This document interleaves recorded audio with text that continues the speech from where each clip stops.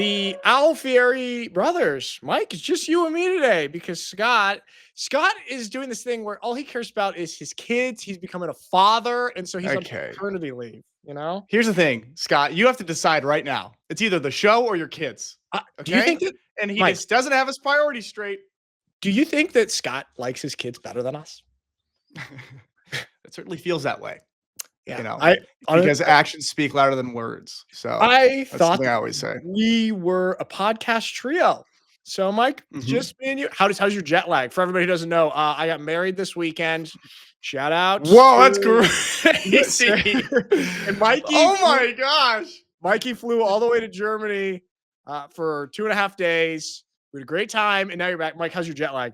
I thought that was somebody's birthday party. I can't remember. That's so crazy, seeing a ring on your finger. Wow, I can't believe that's going to be tough to sanitize. I will say. I know, I'm sanitizing it a lot. Do you? Do I seem more mature? Do you think my sports takes are going to? Yeah, I'm kind of scared of you now that you have a ring on. Oh, I'm going to start wearing a ring. Oh, you married? No. It does give me a inflated ego and an inflated sense of power. I feel like powerful, you know? Yeah, as it should. That's the whole point of it. Do you feel different? No, just the ring part. I just feel like a real grown up here. Yeah, and I am not afraid of commitment, which we're going to talk about actually, Mike. A football team that's really afraid of commitment in a second here. The Cincinnati Bengals with Trey Hendrickson. But just last little chit chat before we dive into that. How's your jet lag? How do you feel? My jet lag is actually solid. I was feeling really bad on the way over there, but I saw how Tommy, the 2-year-old, handled it. He didn't cry once, and he just powered through everything. And he performed at the wedding with the rings, and I backed out of my performance at the wedding because of the jet lag. And so that's true. Now that I'm back, but I'm powering through because I was inspired by a 2-year-old. Yeah, Tommy was very, very inspirational. And the other really good performance was Hadley Faye, who did projectile vomit in the front row of the ceremony as we were doing the prayer. But it was good.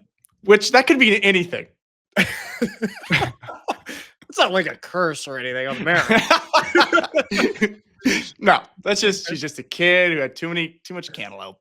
Too much cantaloupe. All right. So there you go. Congrats to everyone who listened to 2 minutes and 40 seconds of Alfieri family banter chit chat. And I am now committed to my wife and my marriage, unlike the Cincinnati Bengals who are refusing to commit to Trey Hendrickson. Okay, Mike, let's talk about this for a second. All right. So Trey Hendrickson led the NFL in sacks last year, 17 and a half. He had 17 and a half sacks the last 2 years. And he's currently signed. He signed, I think, in 2021, a 4-year deal. Okay. 4-year deal. Solid. I think he's making $15 million a year. It's like a $60 million deal. And since he's been balling out these last 2 seasons, and he saw other pass rushers in the NFL, like Myles Garrett, get these crazy ones, and Max Crosby get these crazy contracts, he is now holding out on the final year of his contract and trying to renegotiate with the Bengals here. And people are kind of split on this. Okay. First things first, don't you think, like, I support him in one hand, but also don't you, is football, like in professional sports, the only thing where you don't really have to honor your contracts? It's just like, I signed this contract, and it's up in a year, but I'm doing such a good job that you have to change it, you know? Well, here's the thing. I think that in football, it should be allowed versus other sports because football is so barbaric and your body's on the line constantly. Your whole career could be gone in a day. That when you have big seasons where it warrants, like, okay, I could get a lot of money here and take care of myself and everyone for the rest of their lives, my family. If you have a season like that, you have to take advantage of it. And I think if people are annoyed with you, hey man, you signed this contract. It's football. It's different. It's not like basketball where it's like, okay, I'll play this out and I have 15 more years on my career to, recoup. True. That's actually okay. That's actually a really good point, because part of me was just like, all right, man. I mean, I'm just kind of so sick of everybody just renegotiating their contracts. Like, finish your contract. But that is a good point because of football. And usually I'm really on all of the players' sides. And like, the Cincinnati Bengals are funny because it seems every single offseason they have a player that's upset, like a star player that's upset because they're one of the cheapest franchises. And they spent all of their money, it seems like, on offense. They don't care about defense at all. They signed Joe Burrow to a big deal. They just signed Jamar Chase and T. Higgins to huge deals. And now they're making this like drama out of signing one of the best defensive players in the NFL. What do you think of that? Spending all your all your money on offense and being like one of the best pass rushers in the NFL. Like, yeah, I don't know, man. Go figure it out. My offensive soul says it's great. Offensive guys for all the money. Okay, but in reality, like when I think of myself, if I was a GM, I've said this before, all my money would go into quarterback, offensive line, defensive line. Okay. And I think all the skill positions and all these guys far away from the ball, I think they're so much more interchangeable, and the skill level drop off is not that great compared to these interior guys. So like spending that much on T. Higgins and Jamar Chase, I think, it's too much. You spend a bunch on one. You can't have two receivers making that much money. You can't be splitting. I know. Like you can't give them two guys that big of an ego. That's just going to cause problems. You need one ego guy. I can go into like a park in about 8 different states in the United States and see people playing pickup football or whatever. I know that doesn't happen as much as pickup basketball, but just athletes who are like, oh yeah, you could probably be an NFL receiver in a couple of years. It's just like, there's like crazy 15 NFL wide receivers every year in the draft. So I like that. I do like that theory of just loading up. Yeah. The last thing I was going to say is that anyone can throw when they have time, a good line. Anybody can hit the hole running back wise, and there's a good hole from the O-line. And anybody can catch the ball when it's a good ball from. Okay. So you think then that running back doesn't matter because all that matters is your offensive line, huh? I actually do kind of believe that. I believe that to an extent. Like, sort of. Like when you're watching running back, when you're watching tape as a running back, you're like, anybody could hit that hole. Like as long as you are sticking to the rules and going through your reads, like if the hole's there, you're going to hit it. Yeah. Okay, I want since we're talking about Trey Hendrickson, I want to show some of his like sacks, incredible sacks last year, an incredible number of sacks. Like I said, led the league in sacks. But before I show you, I just want to say, part of me feels like he's really dorky looking when he pass rushes, and like it's not as pretty or as beautiful as when I see like Myles Garrett or Max Crosby. I don't want to say it looks lucky, but it just looks clunky. Tell me if you think this, okay? All right. Can you see this? Yeah. Okay. Tell me, these are some of his sacks from last year. Tell me if I'm going crazy. All right. All right, that's really good, but it's just, okay. Doesn't the way he moves feel... Oh, he does move like a kind of a fat kid. Also... Like a double striper in youth football. Yeah. That's what he kind of moves like. He moves like a CYO double striper. I have never actually seen tape on him before. Yeah. But doesn't it seem Yeah. I completely see that point actually. With coaching in football, like they get so caught up in how athletic this guy looks. Like this guy, this guy looks really athletic when he's running the ball. But then you look at the numbers and the production and like, oh, this guy's outproducing this other guy like crazy. But this guy, it's more pleasant to watch this guy move, So it's just a little easier on the eyes. And I think that really is a factor into coaches' decisions more so than they want to admit or more so than they even realize, like subconsciously. Yeah. And they're like, this guy's irreplaceable. Look, he's so clunky. It's the scheme. Yeah. Like it's very easy to go like that. I feel like there's something there. Also type in, go on Wikipedia right now and type in Trey Hendrickson and just look at his picture. He seems like a really nice guy, but like kind of dorky, as compared to when I see like, oh, wow. And I think some of these physical elements coupled with the fact that he doesn't wear gloves also maybe makes him look a little bit clunkier when he's pass rushing and stuff. Yeah. And also long sleeve. You can't be wearing long sleeves. There is something. You should wear tights and no sleeve and tape your wrist. Like that makes you look way more athletic and lanky. And that's what you want to look like as an end. Like, yeah, this is what I told Andy. What did you? He was wearing he wasn't wearing tights, and then he started wearing tights, and he looked like way faster and way more athletic. And it's literally a factor. It's such a factor because you can have like incredible, like we just watched him have an incredible production right there, but we picked it apart because of how he kind of looked. I don't know. Yeah, and it feels like the Bengals somehow are subconsciously in that world as well. Because just like, oh yeah, this kind of dorky looking pass rusher. Yeah, he had a bunch of sacks, but we could probably go get another one. So What do you think on the contract thing? Now that you've stated that you think he's dorky, you don't I wasn't. support No, him?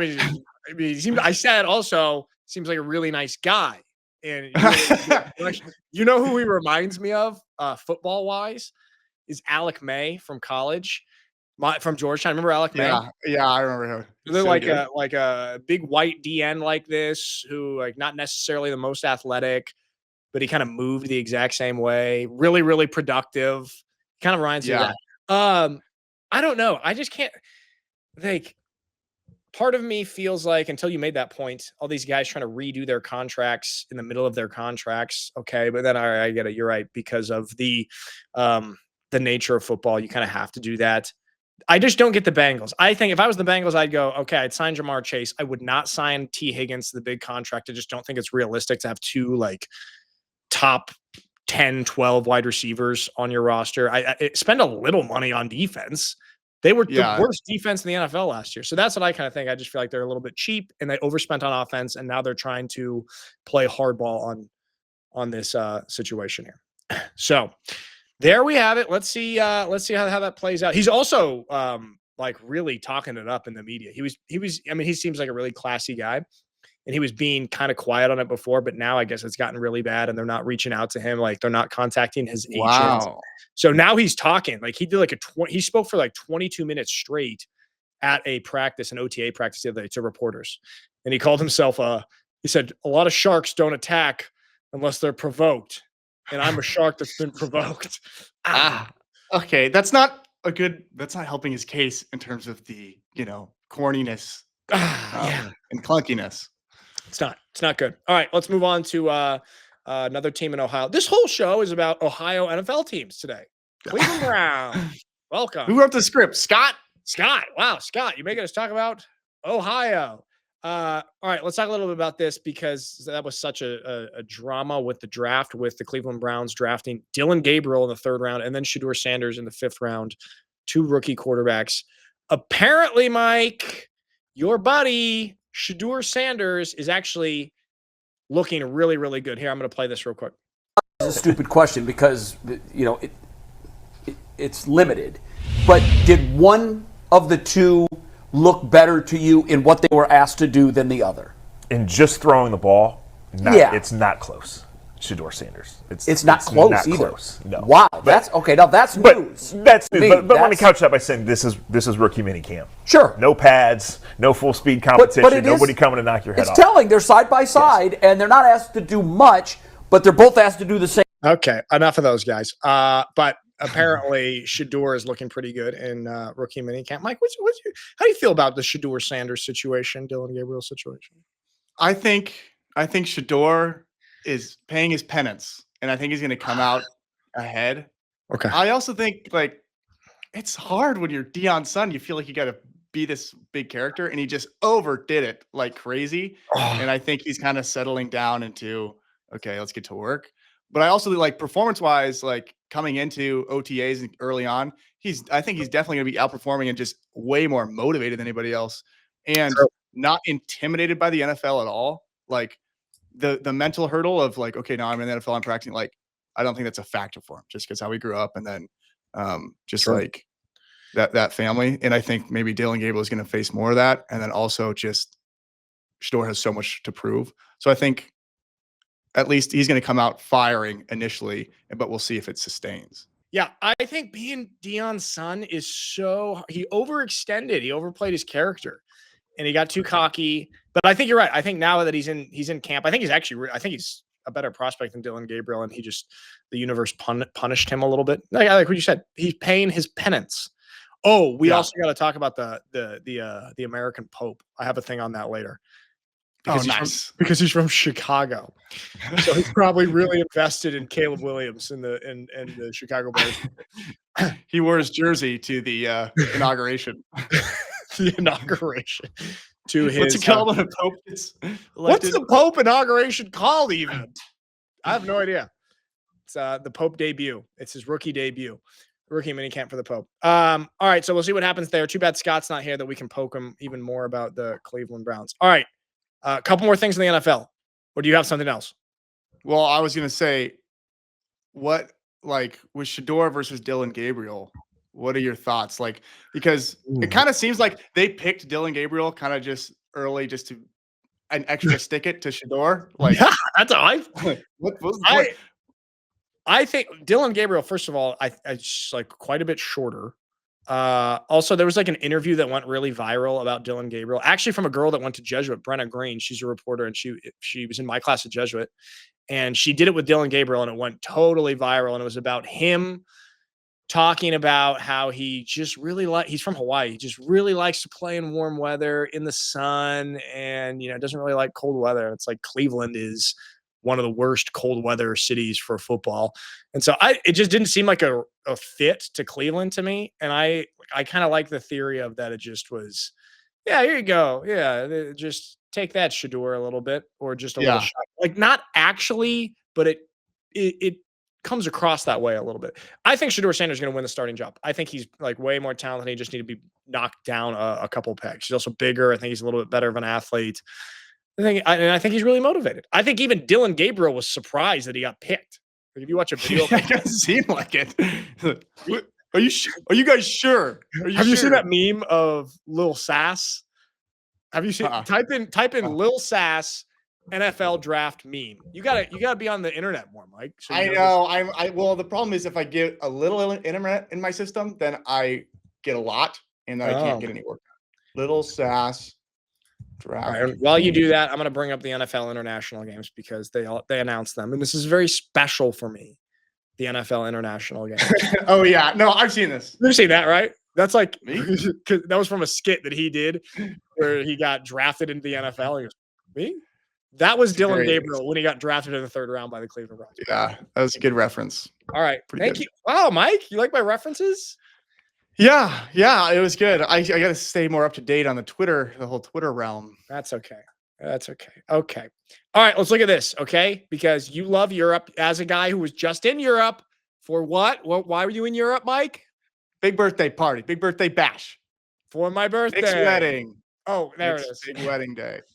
For everyone who wasn't there, Mikey kept saying, I love this birthday party at my wedding. It was very funny. All right, but here we got the international games. All right, there's the Brazil game. Mike, you remember Jamie did the Brazil game last year? Our sister, she was one of the replay officials for the Brazil game. Interesting experience. So the Chargers are playing down there. Ireland. I think this is the first one in Ireland. Steelers, Vikings. That's actually like kind of an interesting game. And then London has 3. Vikings, Browns. Oh, yeah, the Vikings are going to be the first team ever to play back-to-back weeks in foreign countries. Oh, interesting. Dublin to London. It's like a 40-minute flight. It's fine. But they're presumably just going to stay over there. Yeah, but being over in Europe for 2 weeks, like you're real like mid-season, I think there's going to be a spike in injuries. That's what my prediction is. Haven't you seen watch the stats? Some of the like when you hear the players talk about these, they hate them. They hate the European games because it's such a cold. It's so horrible for the body, but boy, is it good for the league. It's fun. It's fun for me. Okay, and then Chargers, Jaguars. I mean, it's funny. Almost all the games that they put in Europe and in foreign countries are just not that good of games. Like the Germany game, we have a Berlin game, Falcons, Colts. It's probably the most boring matchup that I could imagine. Maybe the Jaguars. Yeah, but it'll still be sold out. Like it'll be sold out. Yeah. So also, they know they can just ship off bottom tier teams. Like, it's the NFL. You'll eat it up. Watch these Europeans eat our scraps. That's what it is. Yeah, that's what it is. Watch. The NFL brand is so good that it's fine. It works. Yeah, it is good. Actually, okay, Washington and the Dolphins in Spain. They're doing one in Spain. That's crazy. That would be cool. I can't remember one of the guys, though, on the Amaran St. Brown, the St. Brown Brothers podcast, one of the dude from Carolina that I can never remember his name, who's like super country Southern. And he was on there as a guest, and they asked him about going to Germany because their dad's from Germany. And they were like excited to hear his experience of playing in Germany. He said, I'm going to be real with y'all. I ain't never trying to go back to that place ever again. And he was talking about all the food stuff and all the things that you didn't like, Mike. I think you and him. So really funny. Like. Yeah, me and Amon Ra. You guys pals. Really relate. All right, if you had to pick one. Okay, wait. I'm gonna throw this back up. If you have to pick one of Well, these I had a games. question here. Okay, ask me a question. Tell me first. Tell me this one first. I was gonna say, which one of these would you want to go to? Okay. Pause. Let me think. Pause. Rams Jaguars just seems funny. I don't think have the Rams and Jaguars ever played before? I feel like I've never seen that matchup. Maybe when they were in St. Louis. I don't know. That's a random. That's gonna be interesting. I feel like that's like a very rare matchup. I would go to that game. Okay. And it's in Wembley Stadium. All right, Mikey, the Jaguars, my least favorite franchise. I would probably go to the Munich or the Madrid one. Commanders Dolphins, that's kind of sick. Maybe the Dublin one would be really, really cool. Although the Steelers have both those teams have weird quarterback situations. Okay, so from watching Europe explode or football in Europe explode from how long you've been over there, is this something that you saw coming of like bringing NFL more and more NFL games? Because you were over there before a single NFL game was played in Europe and just saw the rise of European football. Right. And is this something that like people thought or hoped was coming? Sort of a pioneer, Mike. You're right. I am. Yeah, more like a pilgrim, churning butter. Inverse pilgrim on the Mayflower. To answer your really, really good journalistic question, Mike, yes, I did see this coming. Next topic. Okay, next segment. That's also why, because Laura and I went to the first ever game in Germany. It was like 2022. And I thought that it was going to be a really historic thing because it was like, I think they're going to have a lot of football games in Germany. It'd be really cool to be able to say I went to the first one ever. And so I shelled out like a week before, impulse bought on the secondary market 2 nosebleed tickets so that we could go.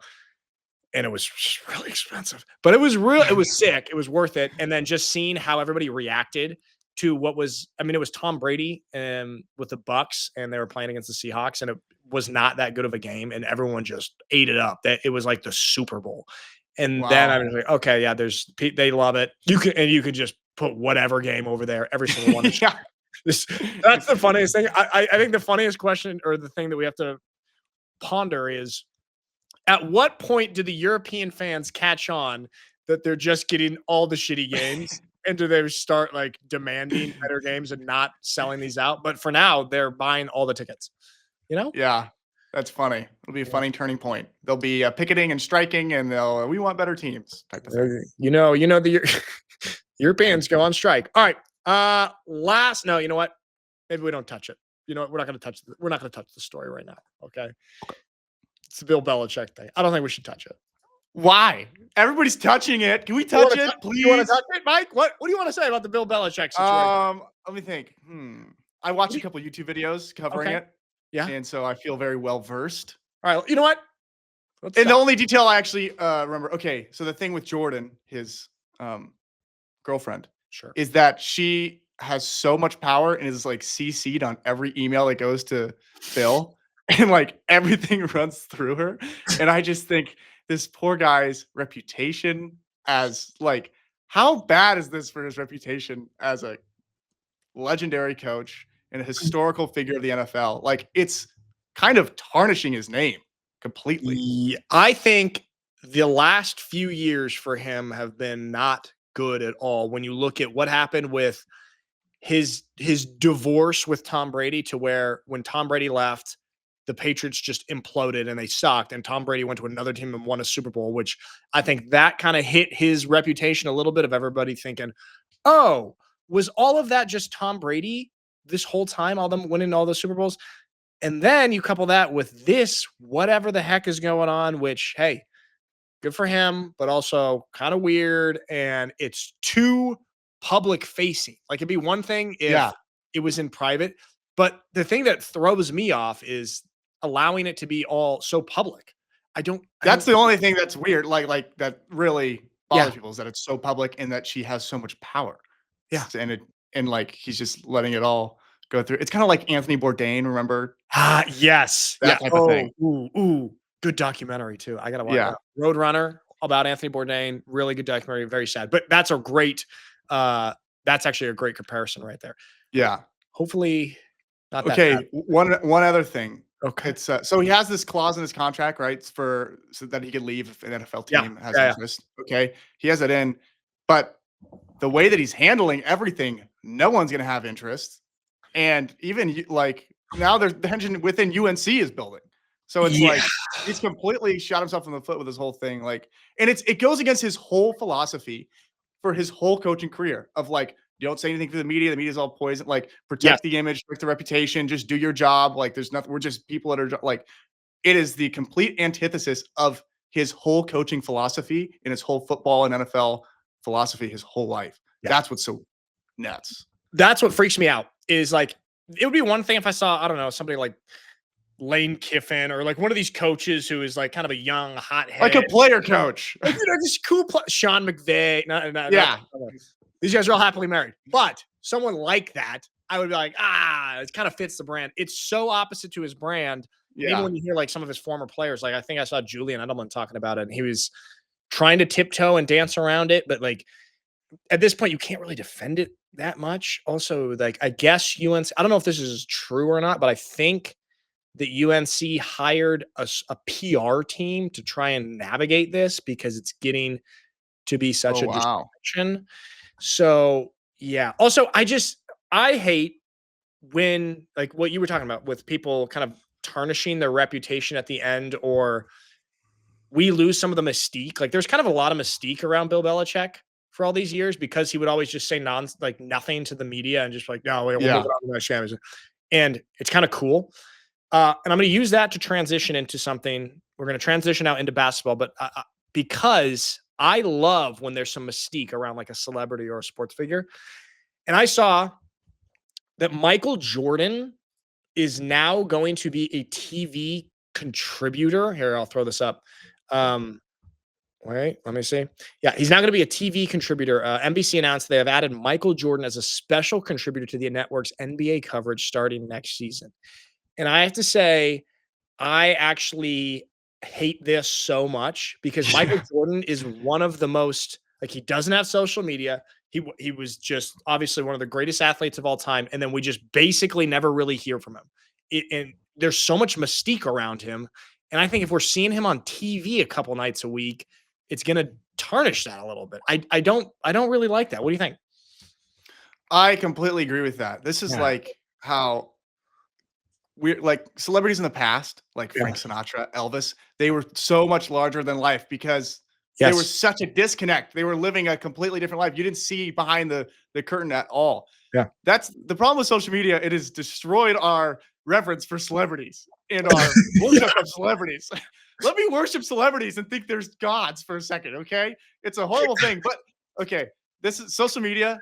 You see, these are just people. These are just like, they're on there. They're talking on the phone. You see it like, you see behind the curtain, you see their life, and it just kind of diminishes the mystique.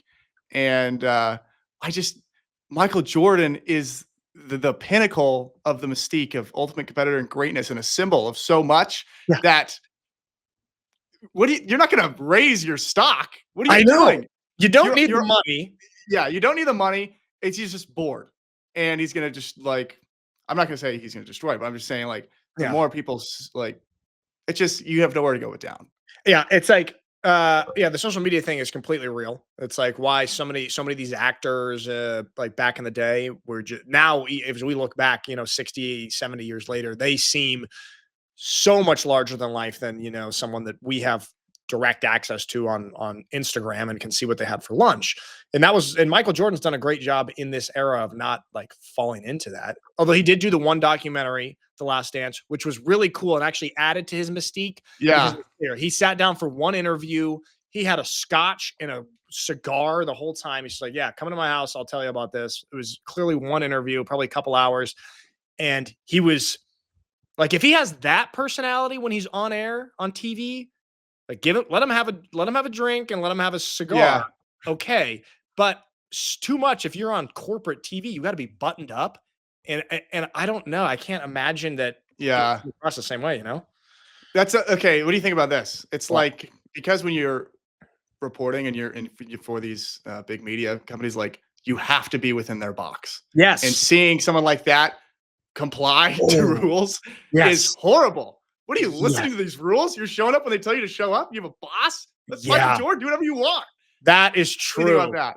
That's do you great. think that was part of like like Tom Brady? Like that's kind of Sort what are of. your thoughts on that? Yeah, I think that, and it's also like the fact that you're trying to fit into a box and you're trying to like, just appease certain standards that might not come natural to you. That's why the documentary, The Last Dance, that he was so casual and he was clearly just himself. But if you're commenting on basketball games and I don't know if you're on TNT or what are they on NBC, it's just like, yeah, this is a TV network that's 100 years old and they have certain standards. So I don't really like it at all. Who knows though? He could be awesome, but part of me just wants Michael Jordan to stay super mysterious. Okay, to me. Although he did also do Space Jam, I forgot about that. But that was a different time. No, that was during his career. That's more or less. He was on. Did you hear that he did everything in one take? Like was killer every single one take. Like he didn't need to do multiple takes of anything with shooting Space Jam. Baller. What a baller. One of my favorite movies ever. All right. I've got a good conspiracy for you. Okay, Mike? I know you love conspiracies, or as you like to call them, theories. All right. So earlier this year, and we talked about a lot on the show, is the Dallas Mavericks trading Luka Doncic to the Los Angeles Lakers. Everyone was confused. They got AD, Anthony Davis. Anthony Davis got injured right away. Mavericks season kind of fell apart. And they finished 39-43, so like just below 500. And then the NBA draft has the lottery system where the worst 13 teams are entered into a lottery system and they have the different percentage chance of getting the number one pick. And I guess it's different than the NFL because they're trying to discourage teams from tanking to get the literal worst record so that they get guaranteed the number one pick. Because like in the NFL, if you have the worst record, you get guaranteed the first pick. But it's not a problem in football because within football culture, nobody would tank. But in basketball culture, teams tank. The system. That's the thing. It's such a different mental approach to competition. It's like even last year, the Patriots won a game at the end when they shouldn't have because the players just wanted to win and they blew getting the number one pick. It was like a whole thing because that doesn't happen in football. In basketball, it does. So anyway, long story short, the Dallas Mavericks then, who were probably they were at the top of the worst teams eligible for the lottery. I think they were 12th or 13th because, like I said, they were just below 500. And they won the lottery to get the number one draft pick, okay? And they are presumably going to get Cooper Flagg out of Duke, absolute baller, young kid, chance to be the next superstar of the NBA. Conspiracies floating around, Mike. Here we go. I'm not a big conspiracy theorist, but it seems awfully convenient that the Mavericks traded Luka to the NBA's biggest market and then got Cooper Flagg in return months later, despite having just a 1.8% chance to land the number one pick. So I think there was 1,000 tennis balls in the thing, or not tennis balls. What do you call them? Ping pong balls. I don't know if they actually do it this way. And the Mavericks had 18 in there and they got pulled out for the number one pick. So now the Mavericks, which are still a very, very big city market and very important to the NBA, are getting a potential superstar. Mike, do you think, and now people are saying also that Adam Silver, the commissioner of NBA, had a hand with this trade with Nico Harrison of the Mavericks saying, hey, trade Luka to the Los Angeles Lakers, the biggest market in the NBA, and we'll take care of you come draft time that you'll get another star. A lot of people, a lot of credible people too, are saying that they believe this conspiracy theory that the NBA rigged the draft or the lottery system to do this. What do you think, Mike? Number one, I love a good conspiracy. I know you And do. then also 1.8%, you're saying there's a chance? Yeah. I think, here's the thing. The NBA is entertainment. Aren't they? They're classified as entertainment, aren't they? Are they? No, I don't know. Well, people always say that about the NFL, and that's why there's always the NFL rigging allegations. But I don't know if Okay. Well, nonetheless. Okay. I do. I mean, there's a lot of weight to that and a lot of logic when you're thinking about it from their perspective. Like if I'm a business owner and I'm seeing my tanking ratings, okay, and I see this little plan that would work to spike ratings and we can take care of everybody that's, that's like, from a business perspective, it makes perfect sense and a smart move to do. Yeah. And of course, no one would ever admit that, but I do think there's some credibility to this kind of these theories and these this thinking. Yeah. All right. Let's throw this up here. Let me see what we got. Interesting. Can you imagine what just going what you're saying? So those just listening, this is a tweet that says, can you imagine the devastation the NBA executives would feel if Cooper Flagg went to the Wizards or to Charlotte, Adam Silver is going to want him to evolve into the face of the league. You can't do that if you're stuck in Charlotte, who most people forget are even a team. Okay, Mike, let me ask you, what is the mascot of Charlotte? I actually know this, and it's only because of LaMelo Ball. It's the Hornets. Okay, there you go. All right, there you go. Good test. Gotcha. That's one of the 4 mascots I know in the NBA. There you go. The league's goal is to make money. It's an entertainment product. If anyone feels like the league doesn't influence these things, then you must live a pretty sheltered life. That has 5.3 million views. Let me throw this up too, Mike, okay? Because this is not the only scenario where something like this has happened. This has actually happened multiple times in the last 15 years. Look at this. Okay. After LeBron signed with the Heat, the Cavs won the lottery with a 2.8% chance of getting it, and they got Kyrie Irving, a new star. So they basically got to replace the old star with a new star with a really low percentage chance there. Chris Paul was traded to Los Angeles, to the Clippers. The Pelicans won the lottery, 13.7% chance right there. That's actually probably one of the higher percentage chances with the lottery there. So this one's not that crazy. But then they got Anthony Davis, okay? Anthony Davis was then traded to the Lakers, another Los Angeles team. Look at the teams that these guys are getting traded to. Miami, Los Angeles, big markets, which is good for the NBA. And then the Pelicans with a 6% chance of winning the lottery get Zion Williamson, who came into the NBA and ate way too much food and has been a bust. Now, 2025, Luka Doncic traded to the Lakers again to a Los Angeles market. And then the Mavericks win the lottery with this one with the lowest percentage chance, 1.8. And now they're going to get presumably Cooper Flagg, who has the ability to make a star. Do you think that does that give you some more support? I fully believe it. If you put your argument into a graphic like this, you got me. Okay? I know. I believe it, and it's true. So I know. You think it's real? No. I actually don't think it's real, but I think there's a lot of credibility to it, especially with the graphic, because I actually had another one that had all that same information, but it was just in a tweet. It was just text. And then I saw this graphic and I was like, oh, switch to the graphic. Yeah. So much more powerful. And no one would put that much effort into a graphic. It takes hours to make a graphic like that. I know. They're not going to do that for something that's not real. Yeah. Right? No, the incentives don't match up unless the conspiracy is real. There wouldn't exist a graphic like this. It wasn't real. Why would they do that if it's not true? Exactly. Okay. That's how I go through life. Okay. This guy worked really hard on this. I believe him. Yeah. If you work for 1 hour on something, Mikey will believe you. I don't think it's real. Low probability things happen all the time. I think it's interesting and kind of suspicious, I would say. But the Pelicans thing, 14% chance, that is the highest chance to win the lottery. So let's throw that one out. Okay. And let's say also this is, all right, 2010 to 2025. So 15 years that we're talking about here in the NBA lottery. And there are, as I've just thrown out the Pelicans situation, there are 3 examples, of something really unlikely like this happening. 3 out of 15. What's that percentage? We don't have Scott. I don't know. That's definitely a number is what I would say. Sure. Okay. But here's what you have to look at the ratings of the NBA the year of. True. And you have to look at the spikes. You have to look at it from their perspective, not just True. Not, and also low probability things happen all the time, but not a string of low probability things and not ones that correlate with rating drops. I don't know if they do, but that's my argument. It's a good point. And also it would really make sense for them to do this. It is also a little bit suspicious how it's always benefiting a lot of these big market teams. But the thing is everyone was saying, oh, this is actually so good for the NBA that Dallas won and that Cooper Flagg is probably going to go to the Mavericks. He has a chance to become the next face of the NBA as the NBA is looking for a new domestic face as LeBron retires. But this is also the reason and the thinking why the NFL is so much more dominant than the NBA. Because you look at some of the small market teams in the NBA, they're so forgotten, like the Utah Jazz and the Charlotte Hornets and the New Orleans Pelicans and just some of these teams that Sacramento Kings. Whereas, look at the NFL.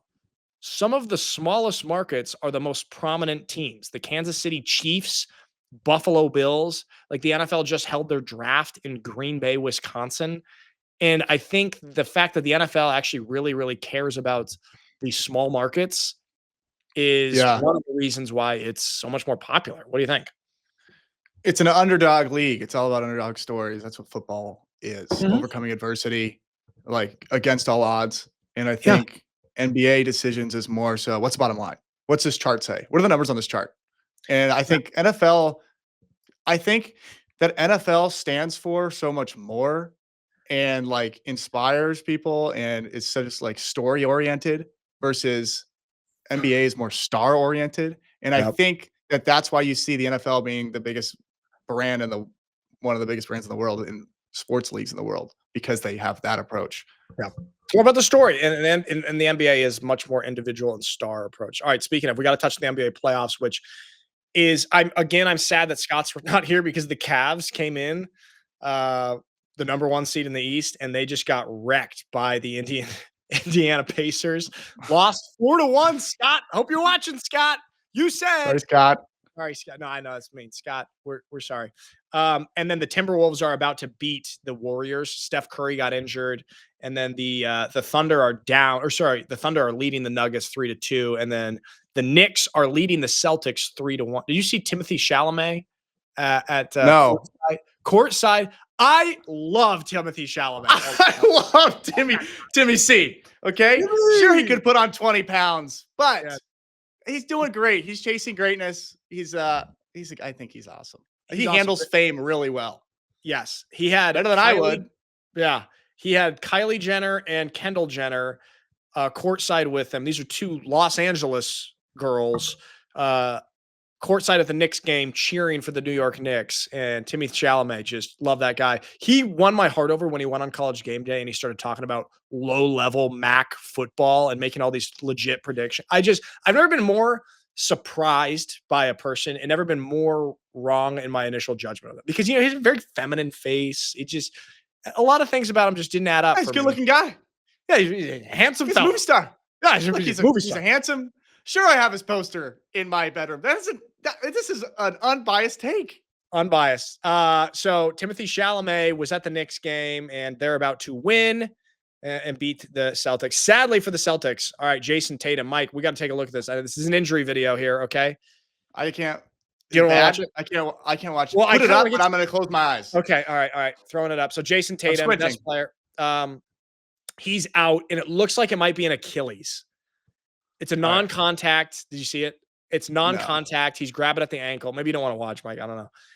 It looks like it's an Achilles, and this really, really sucks because they're just kind of done without him. And not only is obviously this series going to be over, but an Achilles, like he's going to be out until the year of next season, maybe all of 12 months is Achilles, unless you're a rehab animal like I was. Yeah. Which you don't really see that really in basketball, but that's 9 to 12 months. I mean, well, also basketball wise, you're always on your toes. So like, I think Achilles recovery takes a bit longer. I don't know. That's a random theory.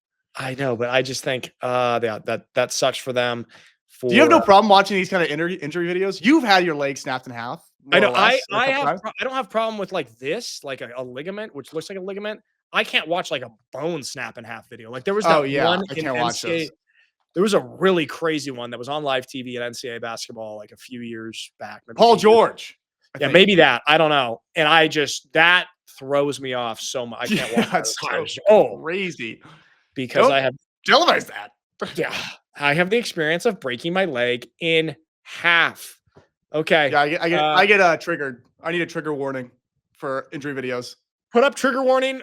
Edit a trigger warning for Mikey so he doesn't have to watch that. I do feel bad for them. I kind of want the Knicks to win the NBA championship. They're going to be playing the Indianapolis Pacers. I keep always saying Indianapolis because I keep thinking of the Colts.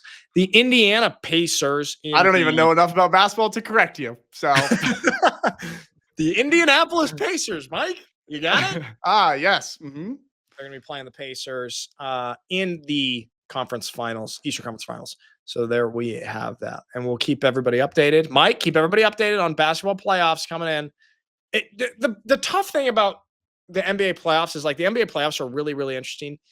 But everyone now is just saying like, because of how it's gone down and all how the lower seeds are winning and beating all of the higher seeds, that the regular season of the NBA is just so irrelevant. It just doesn't matter. And it's just so hard when you have 82 games that you just have to sneak into the playoffs. Like we're looking at 6 and 7 seeds. We're looking at 4 seeds advancing to the conference finals. Just like regular season doesn't matter. And that's tough. Yeah, that's fascinating. That's so interesting.